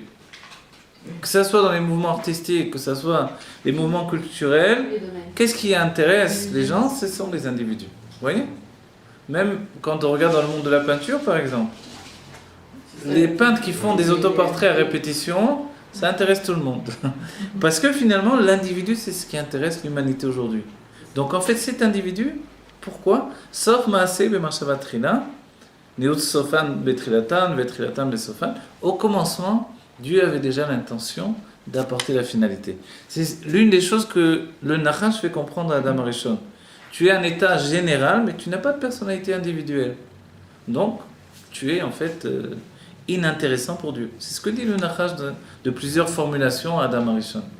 Si tu n'as pas ta vérité individuelle, c'est quoi ta lutte? C'est quoi ta recherche? C'est quoi ton élévation? Vous voyez? Donc cette lutte, cette recherche individuelle, ce problème, ce mal de vivre que l'on porte en nous, et le fait de savoir dépasser le mal de vivre et trouver notre harmonie entre Chesed et Gvura, entre la tendance de donner et le fait de recevoir.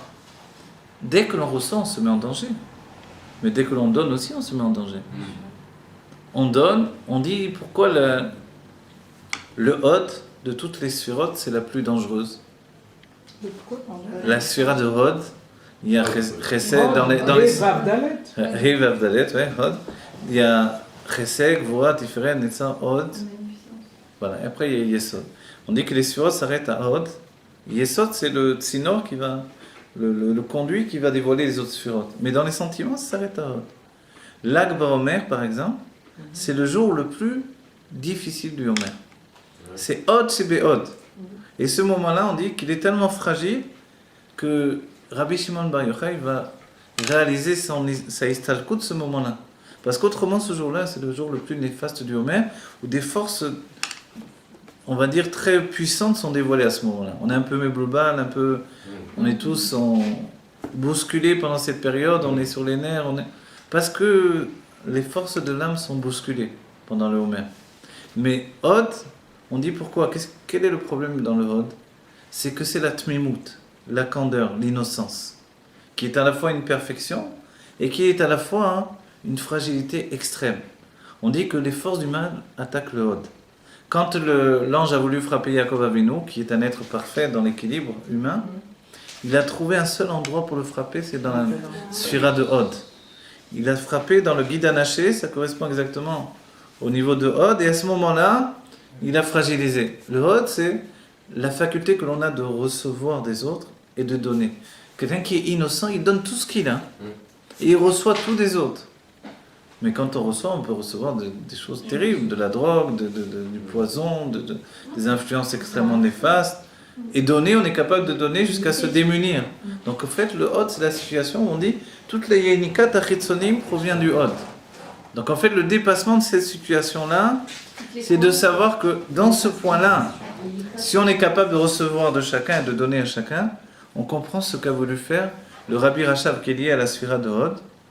Il a dévoilé le sujet dans Tempret Mimim, sa yeshiva qui est faite au nom de Tempret Mimim. C'est l'idée justement que on va perfectionner ce point-là. Le Yehudi Apashut du Baal Shem Tov, il se trouvait dans le Hod également.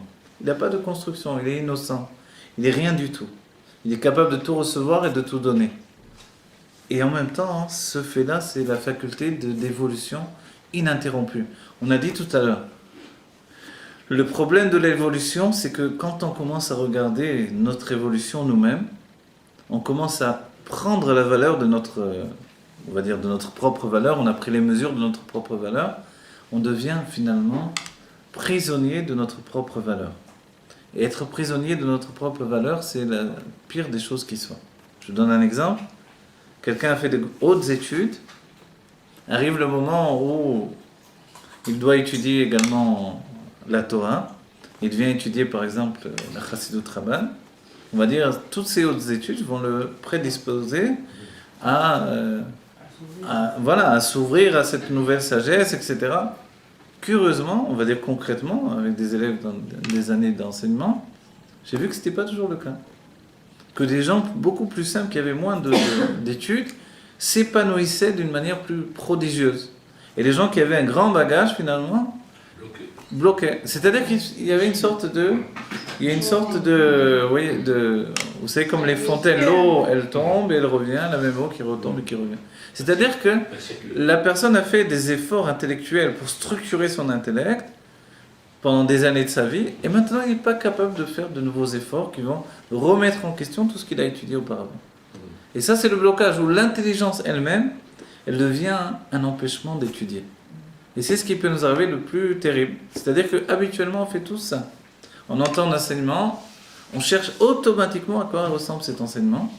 Et au lieu d'intégrer l'enseignement et sa nouveauté, on l'intègre avec l'enseignement qui lui ressemble, et finalement, on n'étudie jamais rien de nouveau. Ah oui, c'est comme ça que tac, tac, tac, tac. Vous voyez ? Et quelquefois, chez les élèves, on le voit. On est juste en train de leur donner l'enseignement, et ils nous disent « Ah oui, c'est comme c'est là. » Finalement, ils n'étudient jamais rien de nouveau. Voilà. Et, pardon ? Se faire punir. Il faut se faire. Au moment où je viens étudier, mais je ne sais rien du tout. C'est-à-dire, je suis au moment... Et ça, c'est essentiel. C'est-à-dire que, par exemple, pour les Ma'amarim des Rebbeim, quand je ne comprends pas, il faut dire « je ne comprends pas ». Ou la Gemara, ou quoi que ce soit. Si je ne suis pas capable de dire « je ne comprends pas », ou même, quelquefois, être capable de dire « c'est pas compréhensible ». Même si c'est à mon niveau que c'est pas compréhensible. Mais, disons que, au niveau des gens comme moi, c'est pas compréhensible. Vous voyez ? Quelquefois, chez les Rebbeim, il y a dans les Ma'amarim des choses incompréhensibles. Et si on pense qu'on comprend tout, on passe à côté de ce qui est incompréhensible. Et du coup, on ne grandit pas son intelligence, on ne grandit pas sa faculté d'évoluer dans ce qui est inconnu. Donc on reste toujours dans les bases de ce qui est confortable. Et c'est ça la difficulté. Et Abraham était le contraire de cette situation-là. Il était toujours en train d'évoluer, de changer. Et c'est pour ça qu'il est dit Abraham Bayamim. Abraham Bayamim, c'est quoi l'enseignement des sages ?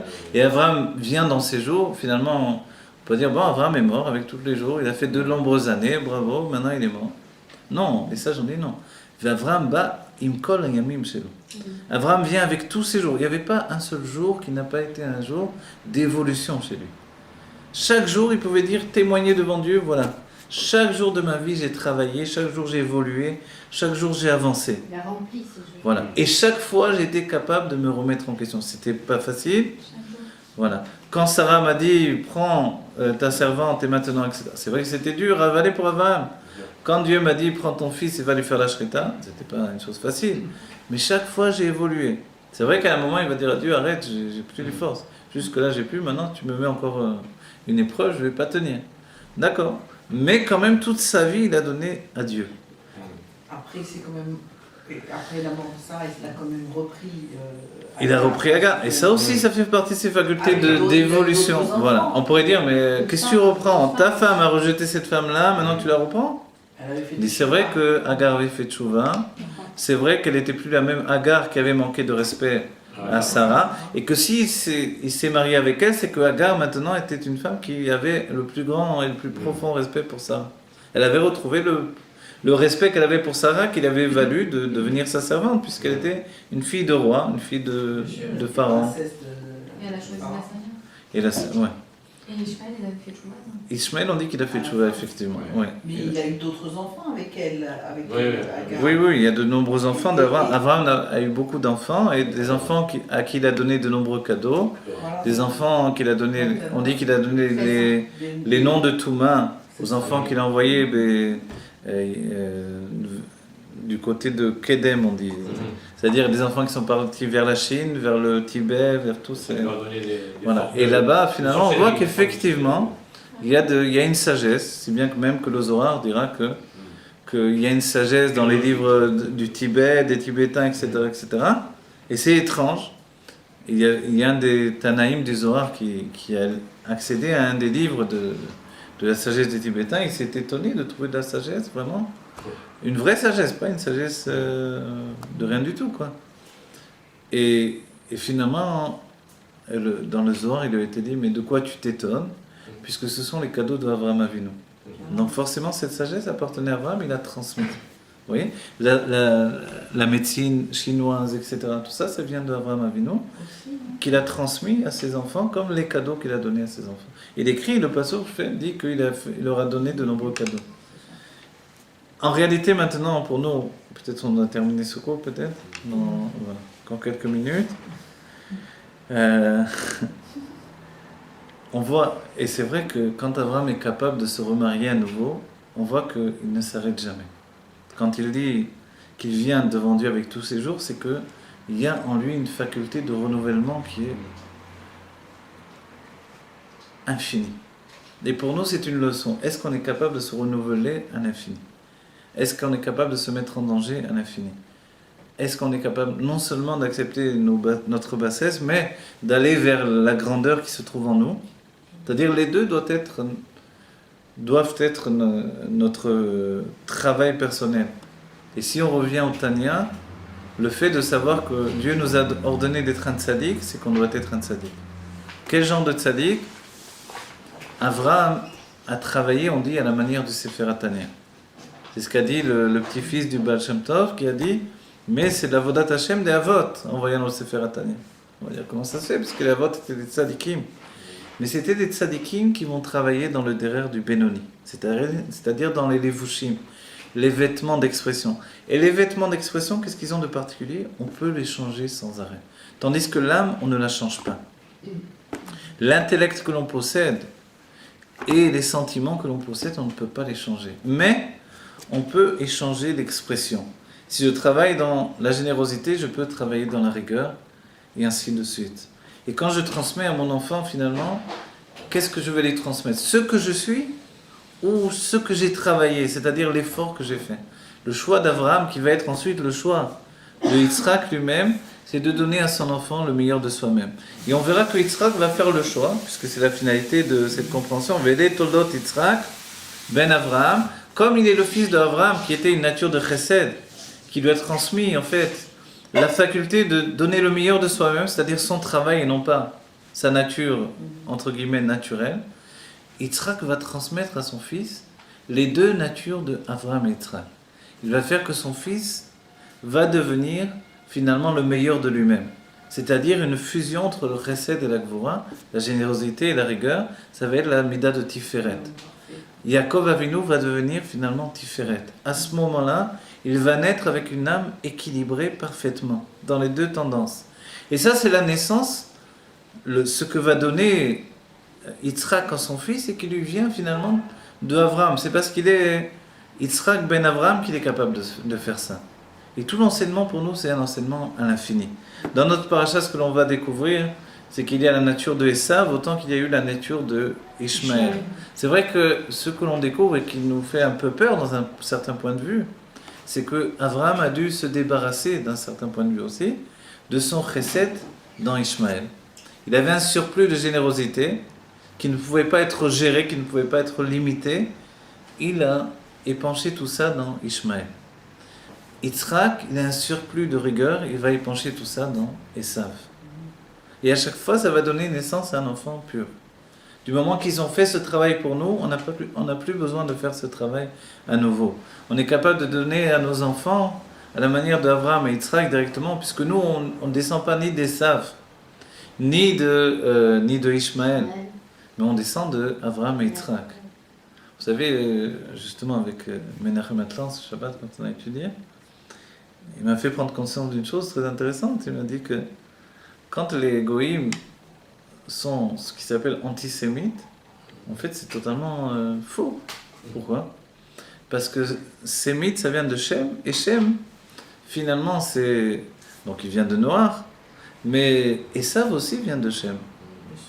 Donc tous ces goïms qui parlent d'antisémitisme, en fait, donc dans ce cas-là, ils sont contre eux-mêmes. Vous voyez ? Donc ça n'existe pas d'être antisémite. Parce qu'antisémites, c'est anti eux-mêmes, puisqu'Esav, qui a donné naissance à tout le monde chrétien, tout le monde européen, il descend également de Shem. Donc en fait, il n'y a pas de sens de ce... On voit que tout est vraiment tronqué, que la vérité a été falsifiée totalement. Notre travail à nous, c'est de découvrir la vérité là où elle se trouve. L'une des vérités, puisqu'on parle du Tanya et du fait de la lutte entre le mal et le bien, c'est que dans notre paracha, il y a Yaakov et Esav. Et ce qui est incroyable, c'est que ce sont des frères jumeaux. Et ça, on va dire comment ça se fait des frères jumeaux. Léa et Rachel étaient 2 sœurs jumelles. Et Yaakov et Esav sont 2 frères jumeaux. On va dire, mais comment c'est possible? On dit que jusqu'à la bar mitzvah, ils se ressemblaient tellement que on ne pouvait pas facilement différencier l'un de l'autre. Mais Esav était fait. Le fait d'être fait, c'est aussi le fait d'être fait, ça veut dire qu'il était déjà un homme alors qu'il était un enfant. S'il était un homme alors qu'il était un enfant, c'est-à-dire qu'il y avait déjà en lui quelque chose de passé. C'est-à-dire qu'il vivait la vie avec une lassitude. On peut observer aujourd'hui dans la vie des enfants qui naissent dans le monde une certaine lassitude. Les enfants ont tellement vu, grâce à Internet, grâce à la télévision, le cinéma, ils connaissent déjà toutes choses qui sont lassés du monde. Blasé. Ils sont blasés. Ils attendent le dernier film parce qu'ils vont donner un renouveau de quelque chose de neuf. Mais finalement, à nouveau, il va falloir autre chose et autre chose. Le monde est lassé de lui-même parce que le monde ne peut plus supporter l'état de l'exil. Esav était comme ça. On dit que, on va dire, alors pourquoi je donne des bonnes tendances à Esav dans ce cas-là? Parce qu'Esav, on dit que sa tête était bonne, mais son corps était mauvais. Sa tête était bonne. Esav, quand il était dans le ventre de Rivka, il voulait sortir. Dès qu'elle s'approchait des maisons de Avodah Zarah, en réalité, il voulait aller là-bas pour leur faire tchouva. Mais dès qu'il rentrait dans la boîte de nuit, il entendait une belle musique et il s'installait avec un bon whisky. Voilà. Et la tête a roulé, elle a été coupée et Yitzhak l'a pris dans ses bras. Parce que la tête, il y avait dans lui quelque chose de bon. En réalité, le Baal HaTanya nous dira même que Esav devait être Mashiach. Un Mashiach de Tohu, à l'image de Moshe Rabbeinu, pas dans la perfection de Moshe Rabbeinu évidemment, mais un Mashiach Baal Tshuva. Et il n'a pas pu être ce Mashiach-là. Parce que Dina n'a pas voulu se marier. Entre autres choses, mais parce que finalement, il n'a pas su se priver des tavot de son âme. On voit que la faute d'Adam Arishon a entraîné le fait de la sensation de plaisir qui vient du monde matériel. C'est ce qui différencie le tzaddik et le rachat. Le tzaddik a un plaisir uniquement spirituel, donc il n'y a rien dans le monde matériel qui véritablement lui donne d'avoir un plaisir matériel et physique et organique, tandis que le rachat, il trouve l'intensité de son plaisir dans le monde matériel. Vous voyez? Même s'il a des moments d'exaltation, ensuite il revient à ce qu'il est, et il ne peut pas nier, et même de le nier, c'est mauvais pour lui en réalité. Donc en fait, qu'est-ce qu'il faut faire au bout du compte? Il faut éduquer notre corps en même temps que nous éduquons notre âme.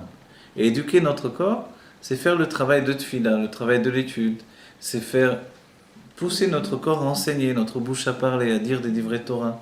Et finalement, pousser notre personnalité à s'améliorer, à grandir, même si on ne rejette pas notre part dans le monde. Et même le fait que nous ayons besoin de s'attacher au monde et notre faiblesse s'exprime dans ce monde. Mais elle ne doit pas nous détruire. C'est-à-dire que si nous perdons des batailles, on ne doit pas perdre la guerre. Et la guerre aujourd'hui, c'est amener la Géoula Mitit Vashlema. Voilà, pour ce faire, on doit aller au bout de nous-mêmes, et même si on a une tendance au tohu, au désordre comme Esav, on a tout ce qu'il faut aujourd'hui dans la Torah, et on va dire dans la Torah, par la Pnimiut Torah en particulier, et par la Chassidut Rabbah en particulier, pour organiser notre être et trouver le chemin qui mène à l'équilibre, et devenir comme Yaakov Avinu, un être équilibré. Et dès qu'on a atteint l'être équilibré, qu'est-ce que l'on doit faire? Est-ce que Yaakov n'a pas de travail de son côté? Yaakov, vous voyez, il va enfanter des enfants qui sont tous différents les uns des autres. Parce qu'il a suivi ce même chemin de ce que l'on a vu à nouveau. Vous voyez? C'est pas juste dans un enfant, il est capable, puisqu'il porte la perfection, de formuler des âmes totalement différentes, qui vont donner les shvatim du peuple juif, qui sont tous différents les uns des autres. Le peuple juif, c'est pas un peuple d'êtres similaires, c'est pas le peuple du communisme, c'est le peuple de la différence. Aujourd'hui, quand on est en Eretz Israël, il y a des juifs du monde entier, et tout ça, c'est le peuple juif. Voilà, que Dieu fasse que dans la Géoula immédiatement, on voit tous les juifs de tous les temps, toutes les sortes de juifs, toutes les sortes de tzadikim, v'amer kulam tzadikim, tous les juifs sont des tzadikim, et que on est vraiment l'expression de cette beauté de différence qui fait que finalement on est tous attachés à Dieu avec notre faculté personnelle, celle de donner, d'enfanter quelqu'un de différent de nous-mêmes. Vous voyez? Et ça, c'est la qualité la plus merveilleuse que cette paracha nous enseigne. Vite, on est la Géoula,